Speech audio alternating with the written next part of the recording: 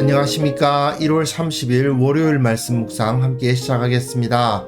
새롭게 시작하는 한 주도 하나님의 말씀의 능력으로 말미암아 모든 일이 형통하여서 기쁨과 감사가 넘치는 생활 감당해 나가시기를 간절히 기도합니다.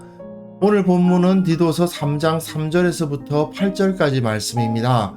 우리가 교회에서 다른 사람을 섬기는 자리에 섰을 때에 어떤 자의식을 가져야 되는가 하는 것을 살펴보게 되는데요.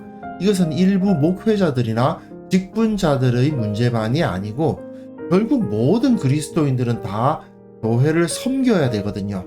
그 교회를 섬김에 있어서 어떤 자의식을 가져야 되는가를 확인할 수 있을 것 같습니다.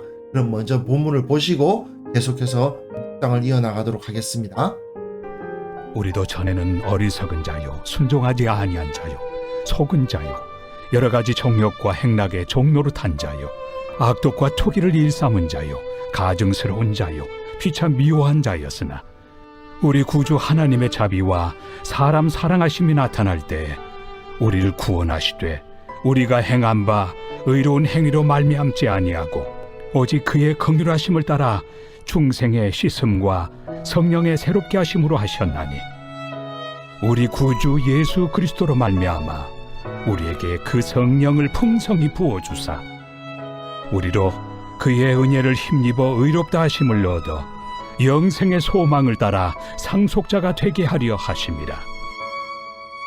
이 말이 미쁘도다. 원하건대 너는 이 여러 것에 대하여 굳세게 말하라. 이는 하나님을 믿는 자들로 하여금 조심하여 선한 일을 힘쓰게 하려 함이라. 이것은 아름다우며 사람들에게 유익하니라. 네, 말씀 잘 보셨습니까? 지금 우리는 디도서의 마지막 부분을 읽기 시작한 겁니다. 디도서가 크게 세 부분으로 나뉜다고 볼 수 있는데 앞에서는 참된 지도자는 이런 사람들이니까 이런 지도자를 세워야 된다. 결국 어떤 지도자입니까? 경건한 지도자를 세워야 된다라고 말했고, 그럼 경건이 뭔데요?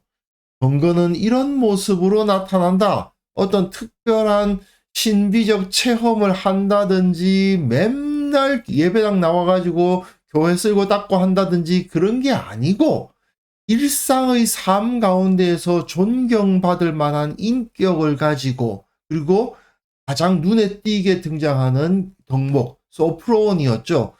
신중한 모습, 자기 제어를 잘하고 정신을 똑바로 차린다는 의미도 있거든요. 신비적 체험에 휩쓸려 다니는 것이 아니라 이성적으로 자신을 바라보면서도 살아계신 하나님을 인식하는 그러한 삶이야말로 진정한 경건이다. 그런 경건한 지도자를 세워야 된다라고 첫 번째 단락과 두 번째 단락이 이야기를 한 거고요. 자, 이제 세 번째 단락에서는 특별히 디도에게, 지도자가 될 자에게 어떤 관심을 가져야 되는가를 이제 설명해 주고 있는 것이라고 할 수 있죠.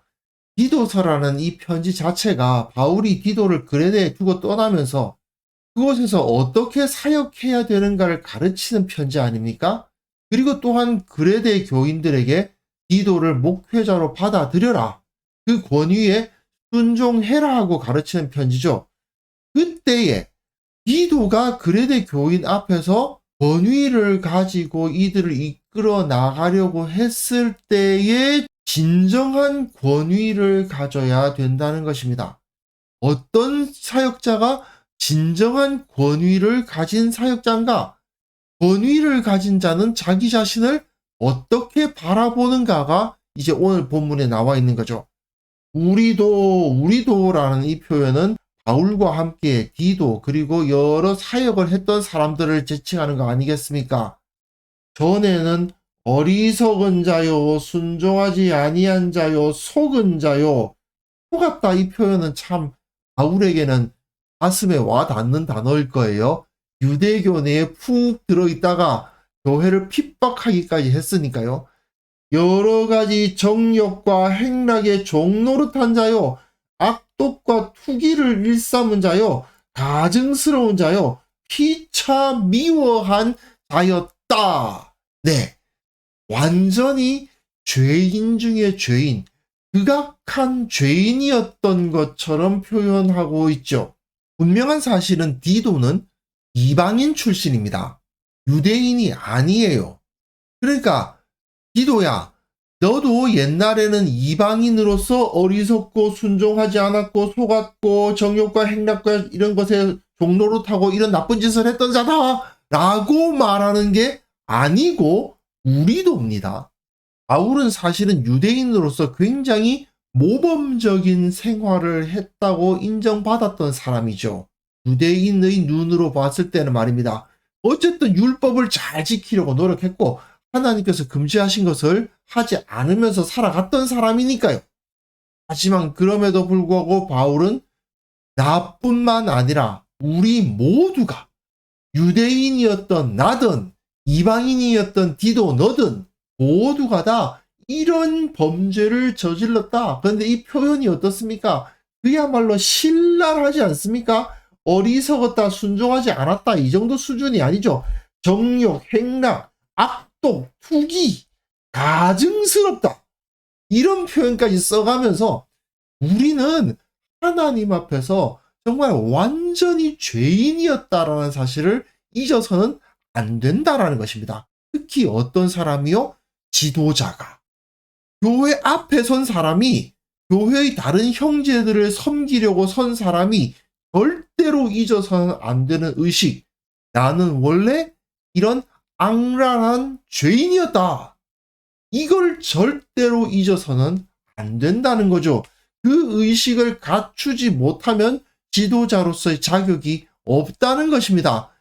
그리고 바울은 이후에 우리 구주 하나님의 자비와 사람 사랑하심이 나타날 때에 자신들이 어느 정도 거룩해진 것도 사실이고 하나님께서 기뻐하실 만한 모습을 갖추게 된 것도 사실이죠.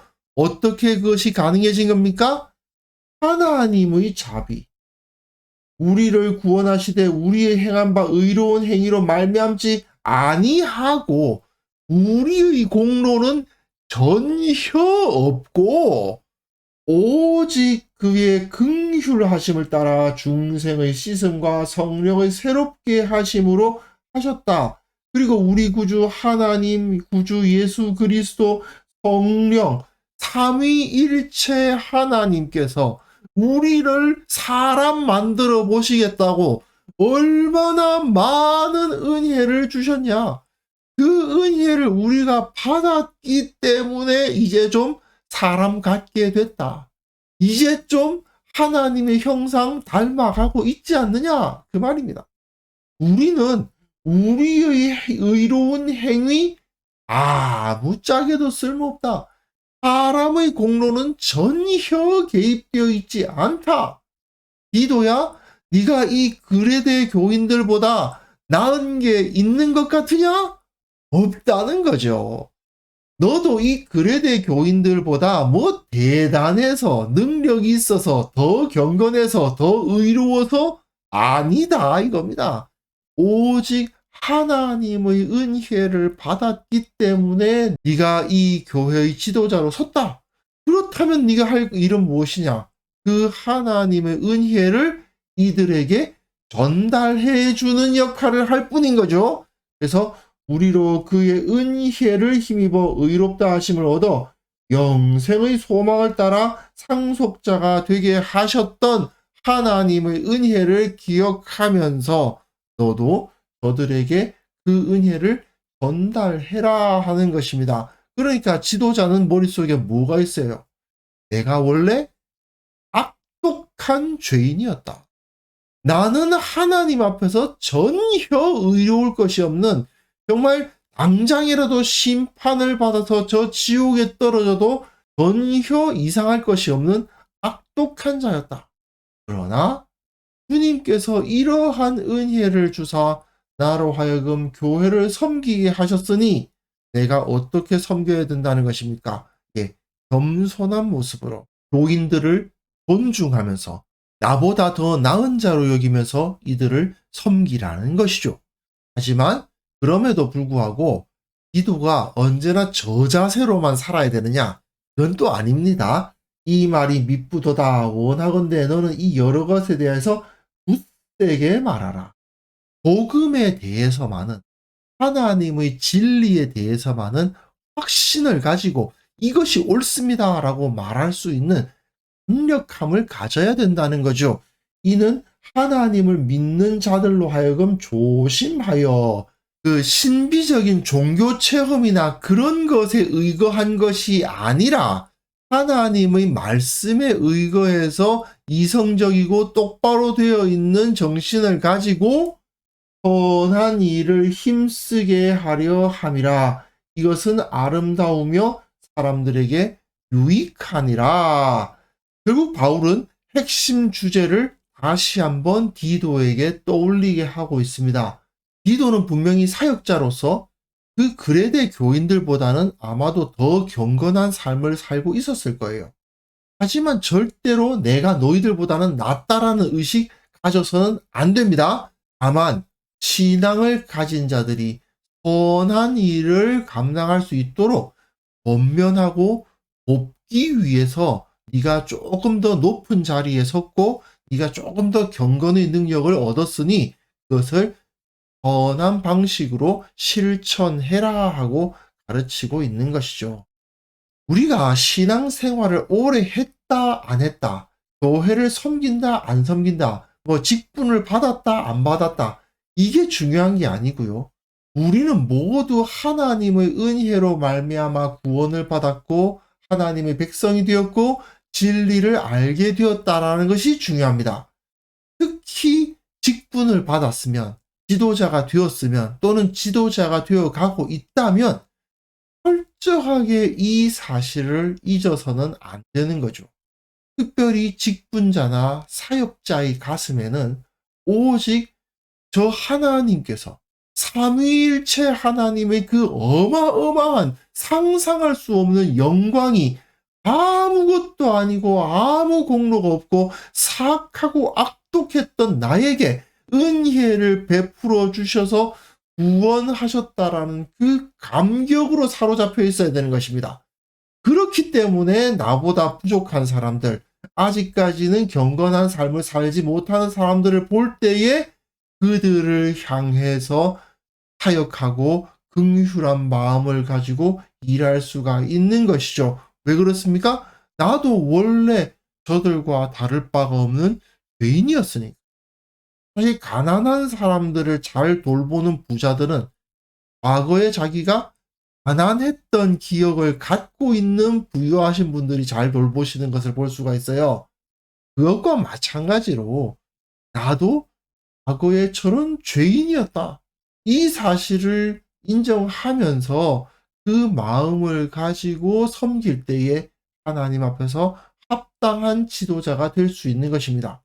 아무리 내가 신앙생활 오래 했고 기도도 많이 하고 성경도 많이 알고 교회에 여러 가지로 많이 기여를 하고 있다 하더라도 그것이 나를 다른 사람들보다 더 나은 자가 되게 해주는 것은 아닙니다. 주님께서는 오직 겸손히 섬기는 자들을 기뻐하시고 그들과 함께 하기를 원하신다는 사실을 기억하면서 우리가 주님의 인정을 받기 위한 노력을 다해야 될 것입니다. 그래서 이 시간 함께 기도하실 때에 나의 나 된 것은 주님의 은혜입니다. 내가 그 은혜로 인해서 거룩한 백성이 되었습니다. 그러니 마땅히 교회를 섬기며 이 세상 가운데서 거룩하고 경건한 삶을 살아가야 된다는 사실을 철저히 깨닫고 매일매일을 살아가게 하옵소서. 동일한 마음으로 우리 교회의 모든 성도들이 이 한 주를 살아갈 때에 그 가정과 생업 가운데 주님의 능력이, 주님의 형통함이 나타나게 하옵소서. 함께 기도하는 시간을 가졌으면 합니다.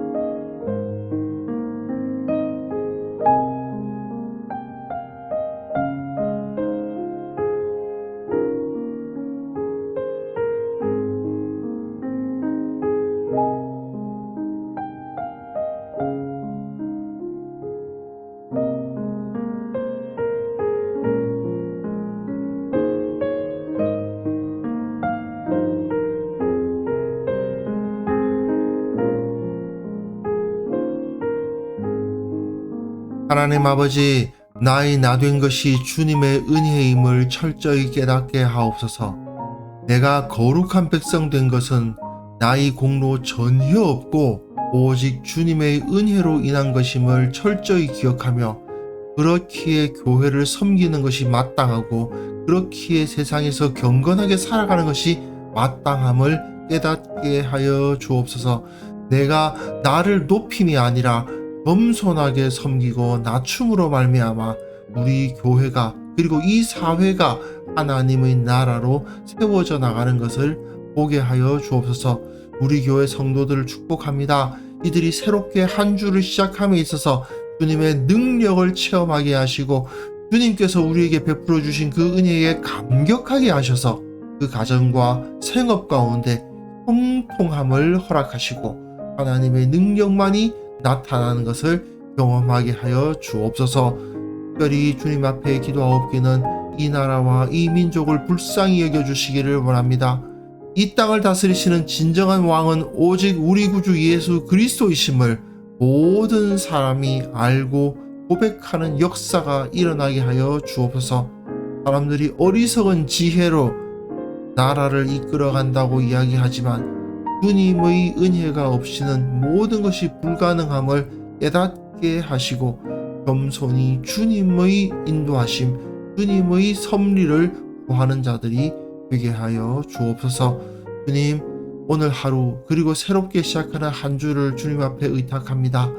주님께서 함께 하여 주시고 모든 문제 주님께서 열어 주옵소서. 경제적으로 어려운 지체 있습니까? 사회적으로 관계가 힘들어지는 지체 있습니까? 주님께서 해결하여 주시고 실로 주님께서 함께 하셔서 모든 것을 해결해 주셨다 고백하는 그러한 일들이 일어나게 하옵소서. 감사드리옵고 예수님의 이름으로 기도합니다. 아멘.